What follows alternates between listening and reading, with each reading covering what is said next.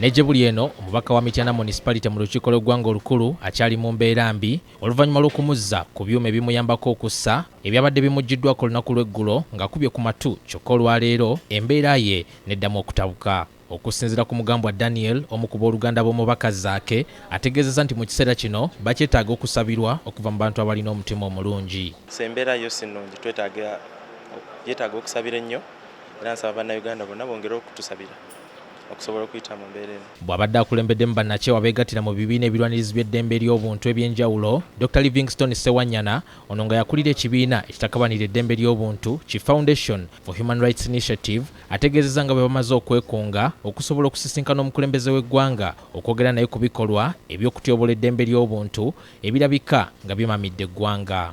Ekimutuuza mu State House kwe kulaba nti buli muntu akuumibwa bulungi n'ebintu bye. Ekisasuza omusolo buli lukya, emisolo gyonna gye batutaddeko kwe kulaba nti buli muntu afuna obujjanjabi, afuna obukuumi naye si kutulugunyizibwa. Ate ababaka b'olukiiko olukulu lw'eggwanga tebandiyisiddwa ngeri gye bayisibwamu kaakati. Bwanga bayisibwa bwe batyo ate olwo omuntu wa bulijjo ye agenda kuyisibwa atya? Ssewanyana ategeezezza nga bwe batasobola kutuula butuuzi ng'eddembe ly'obuntu lityoboolwa. Kubanga tetuyinza kukkiriza mbeera efaanana bweti nti abantu bo balina ebbeetu okukwata, okubuza, okutulugunya n'okutta. Kinajjukirwa nti Zaake Francis y'omu ku bantu abaakwatibwa mu kunoonya obululu bw'omubaka w'ekibuga kya Arua era kigambibwa nti obuvune buno yabufuna ali mu mikono gy'abaamukwata era wano Ssewanyana wategereza nga bwe bapakanye ne kaweefube ow'okufuuza abo abakola ekikolwa kino babanje eri ensi.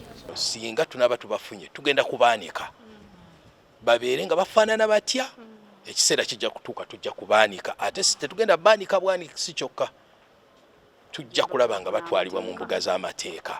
Bano bagamba nti ebikolwa bino byandireetera eggwanga okudda mu ddukadduka.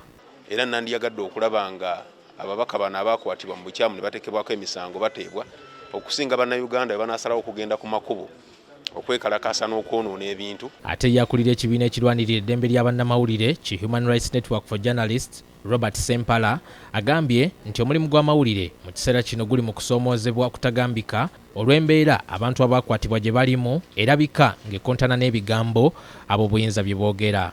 Tuyina kati omugugu gwe twetisse ogw'okwogera ku byabwe n'obutabalaga nga balimba n'okwogera ku bituufu bye tuzudde ebiri ku bantu. Kati ekyo kigenda tuviirako obuzibu kuba buli onoowandiika nti mwami Zaake aliko oxygen tasobola kussa yekka nga tayambiddwako ng'akuga nti yogera ku ky'omukulembeze kyagambye nti yatolose butolosi era bamunoonya.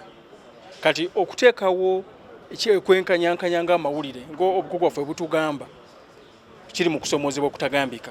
Ono alaze okutya nti kino kyandijja abamawulire ku mulamwa olw'okukolera mu mbeera ejjudde okutya okunyiiza abakulu. Bwe tunaafundikirira nga bagaba omukutu gundi mugugjeeko temukyaza muntu ayogera mazima bw'ati, temumuwa kifo kwogera. Kati olabe nga amawulire gakoledde mu kutya okutagambika ng'abantu aboogera ebituufu tetukyabakyaza, tetukyabawa mukisa kwogera, ng'aboogera obulimba basajjalaase.